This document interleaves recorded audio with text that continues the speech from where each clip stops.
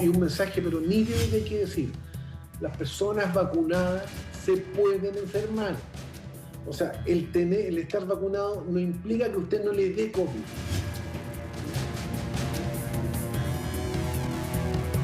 Se desconoce el real impacto de estas variantes sobre la inmunidad lograda con las vacunas.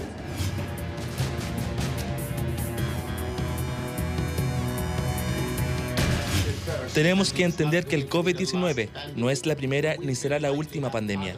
Vamos a tener otras pandemias en el futuro. La pregunta no es si. La pregunta es cuándo va a ocurrir y dónde va a ocurrir. La nueva variante del virus SARS-CoV-2.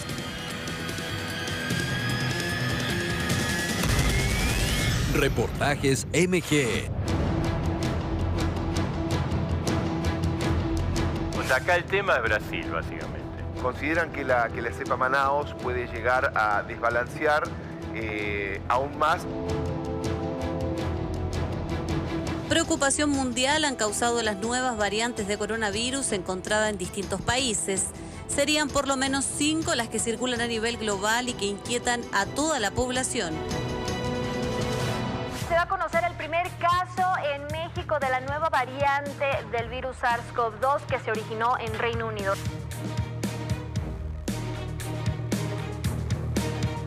Chile no se queda atrás y ya han existido casos de 5 cepas diferentes. La británica, varios pacientes contagiados con las 2 de Brasil, otra con la de California y una con la nigeriana, algo que nos preocupa, ya que no se sabe a ciencia cierta si las vacunas actualmente disponibles podrán combatir estas nuevas variantes. Las preocupaciones que existen en relación a las variantes que van apareciendo es respecto a la transmisibilidad, respecto a la gravedad de la enfermedad, respecto a la posibilidad de reinfección, es decir, una persona que ya tuvo la infección que pueda tener, escapar de la inmunidad natural y la implicancia sobre la efectividad de las vacunas.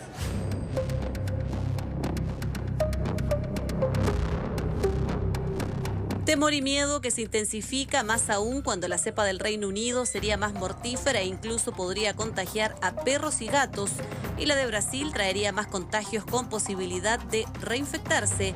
Como se trata de nuevas cepas, los investigadores trabajan para saber a qué nos estamos enfrentando, sobre todo cuando hay una población joven que está comenzando a contagiarse y peor aún, con la cepa brasileña. La brasileña, en general, lo que se ha visto, esto es observacional, que en general es la que está atacando pacientes más jóvenes. No hay ninguna diferencia respecto de los síntomas, el cuadro es idéntico, y tampoco no hay ninguna claridad así como pristina todavía respecto de la protección de las vacunas. Hay algunas de ellas que pareciera que las vacunas están funcionando, pero es muy corto el trecho que hay entre la instalación de las vacunas, en Chile sobre todo, y en el mundo, y la aparición de estas nuevas cepas. Esperanzas puestas en las vacunas con las que han sido inmunizados más de 6 millones de chilenos, eso sí, continuando y extremando las mismas medidas de protección. Si usted se vacuna, se puede contagiar igual y va a contagiar a aquellas personas susceptibles no vacunadas. Por lo tanto, el hecho de estar vacunado significa que los cuidados tienen que seguir exactamente iguales. Aquí tenemos que estar atentos con estas nuevas cepas. José Manuel Santander, doctor de Medicina Intensiva de la Clínica Indice, hoy día nos explica todo. José Manuel, súper importante. Por ejemplo, si nos enfrentamos a la cepa brasileña, los síntomas serían fiebre, tos seca, cansancio, dolores musculares, dolor de garganta, diarrea, pérdida de olfato y o gusto y dificultad para respirar. Así es. ¿Hay algo más para agregar acá? Bueno, en realidad son muchísimos, sí.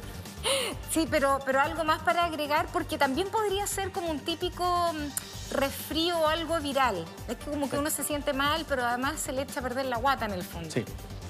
A ver, de las diferentes variantes que existen actualmente circulando a nivel mundial y principalmente acá en Chile, la mayoría de los coronavirus ya comparten algunas particularidades, principalmente la fiebre, ¿ya? El cansancio y los dolores musculares, que son como lo principal. Doctor, cuando usted dice cansancio, ¿es esa dificultad al respirar o es un cansancio general, como quiero estar siempre acostado? Generalmente el término técnico es disnea, ¿ya? Cuando el paciente tiene esta sensación subjetiva de falta de aire, ¿ya? Es uno de los datos de alerta que uno debiese tener presente. Perfecto. Ahora, si pasamos a la diferencia, probabilidad de reinfección entre un 25% y el 60%. Vamos a tomar de nuevo contacto con Claudia Saavedra para que hablemos, ¿verdad?, de esta reinfección, de este alto porcentaje, porque entre el 25 y el 60 es harto. Claudita, ¿estás ahí? Ahí está la Claudia. Te saludo ahora nuevamente, Claudia. Cuando uno le hablan acerca de la probabilidad de reinfección, uno vuelve como a asustarse, porque dice, bueno, ya pasé por esto, yo debería estar más o menos protegido. ¿Por qué ocurre ese porcentaje? Y bueno, primero aclarar una parte que tiene que ver con que realmente en Chile nosotros no estamos tan claros de cuál es la circulación de las variantes que tenemos, ni cuántas realmente tenemos, porque la vigilancia genómica ha sido bastante escasa. Eso es una cosa que se tiene que echar a andar como para, en este periodo nuevo que llega, ser más eficiente y poder detectar de manera más, acotarla, ¿no es cierto?, una región, como ocurrió en el caso de Londres. Y yo creo que este caso de Londres es muy importante porque, como ustedes saben, Londres tuvo una cuarentena y luego de la cuarentena larga pudo recién empezar a abrir, luego de haber detectado con una gran vigilancia genómica muy efectiva, ¿no es cierto?, el número de casos, que la seguridad en el fondo, a medida que fueron disminuyendo los casos, estuvieron en condiciones de poder abrir, ¿verdad?, la cuarentena. Entonces, en nuestro caso, realmente yo creo que ese es un punto de debilidad para destacar. En segundo lugar, puede haber una reinfección porque esto fue lo primero que detectaron en Brasil, en Manaus precisamente, que había pasado una de las olas del coronavirus y la gente se volvió a reinfectar con esta cepa que era mucho más transmisible, al menos en un 50%. ¿Y por qué es más transmisible? Esa es la pregunta, ¿verdad? Y es porque los microbiólogos y la gente que trabaja en estructura hizo un análisis de la secuencia y cuando analizaron la secuencia encuentran que tiene muchas mutaciones, pero en particular hay una mutación que prevalece, que es la proteína Spike, que hace que reconozca mejor al receptor de las células del aparato respiratorio humano. En ese sentido, eso significa que esa cepa, al reconocer mejor, abrir mejor la llave de la puerta de ingreso, va a tener una carga viral mayor que va a permitir de esa forma hacerla más transmisible al contacto con las personas si no tiene los cuidados de usar correctamente una mascarilla. Otro detalle importante que hay que destacar. Pero perdona, Claudia, dame un segundo, porque me parece importante lo que tú estás diciendo. Y quería preguntarle a José Manuel si esta agresividad, ustedes ya la han podido, por ejemplo, observar en las UCI de las clínicas. O sea, dentro de las variantes que hay, como lo decía Claudia Saavedra. El tipo de paciente que está ingresando efectivamente es gente joven, ¿ya? Que está ingresando con mayor complejidad desde el punto de vista de lo que es la parte respiratoria. Ahora, como lo decía bien Claudia, la secuenciación genómica, que es la que a nosotros nos va a permitir tener frente a qué variante estamos, es lo que todavía en Chile, ¿no es cierto?, se está trabajando. Eso es lo que estamos al debe, pero en estricto rigor, ustedes reciben a pacientes más jóvenes y más complicados. Exacto.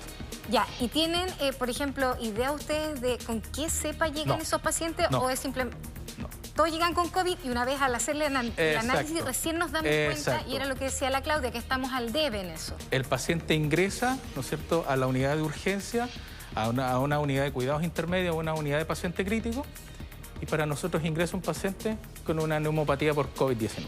Ya, y ahí vienen todos los análisis. Claudia. Exacto. Doctor, pero yo le quería hacer una pregunta, porque yo creo que ahí hay que detenernos un poquito. Es cierto que los pacientes ingresan más jóvenes, ¿verdad?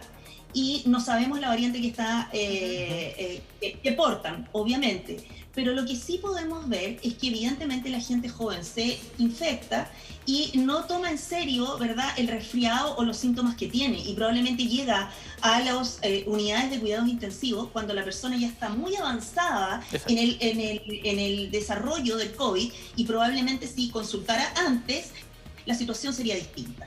Entonces, ¿a qué punto voy yo que hay que considerar?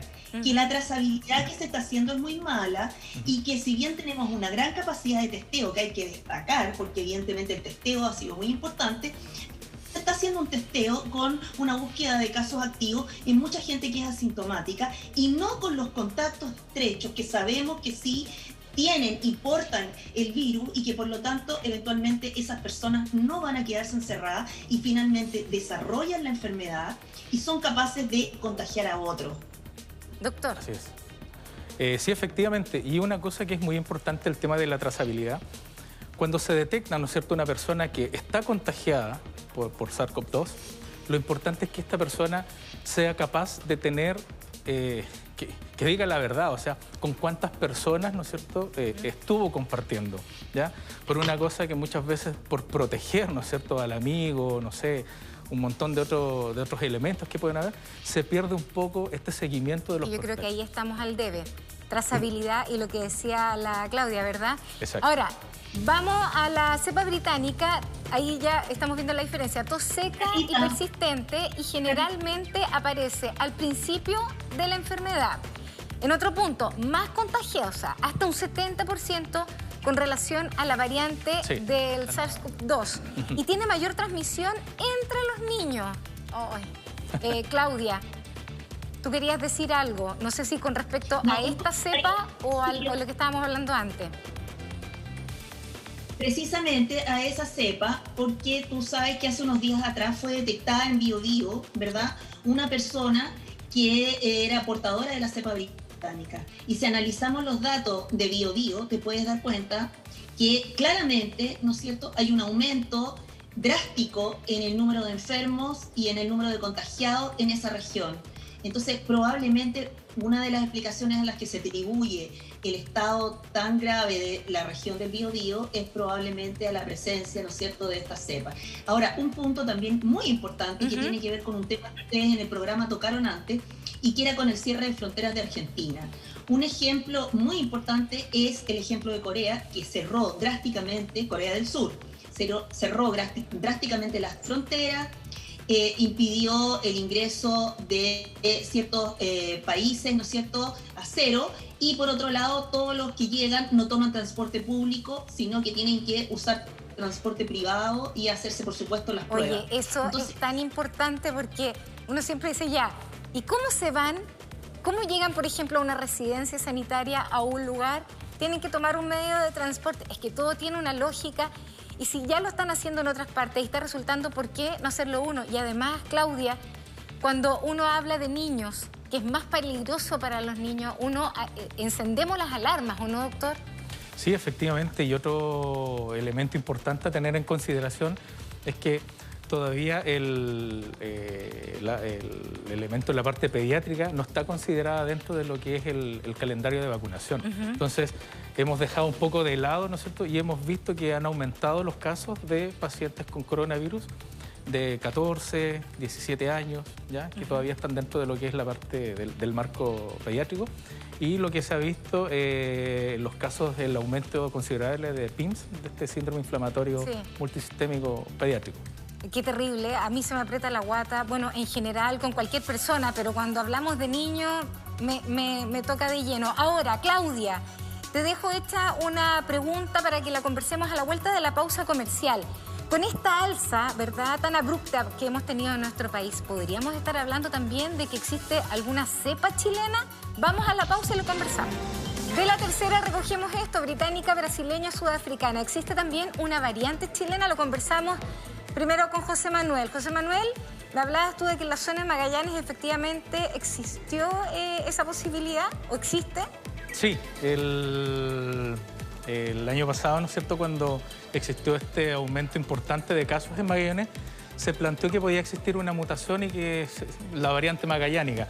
Pero falta todavía realizar una serie de estudios, esta secuenciación genómica para para hablar con certeza si existe o no.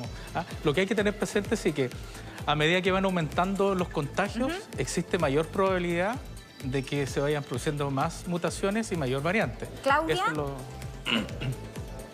para agregar a lo que dice José Manuel. El ejemplo es bueno, porque en algún minuto se argumentó en Magallanes que el gran contagio que se produjo el año pasado en la región de Magallanes se debía a una mutación que era propia de la región.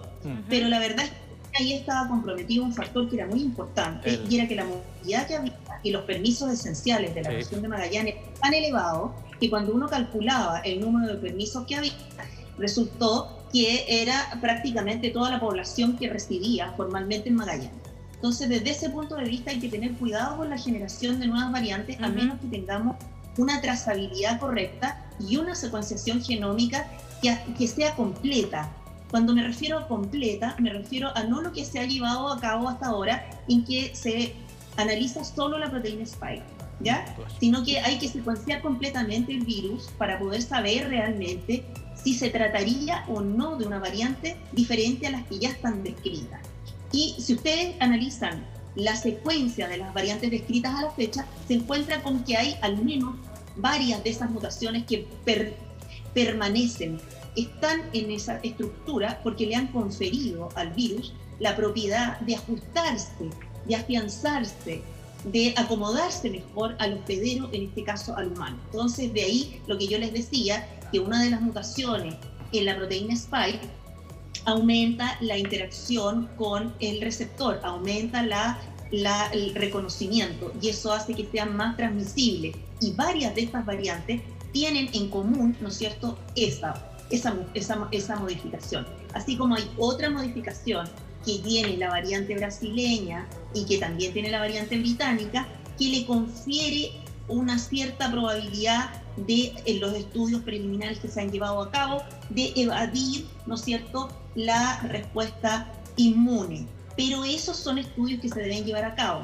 Y en el caso de Chile particularmente, volviendo a la pregunta, si el contagio continúa y si continuamos con los permisos de vacaciones y si continuamos con la flexibilidad y con un mensaje de emergencia poco claro y poco directo, vamos a tener un nivel de transmisión que va a permitir que evidentemente el virus cada vez vaya evolucionando más. Y en ese sentido...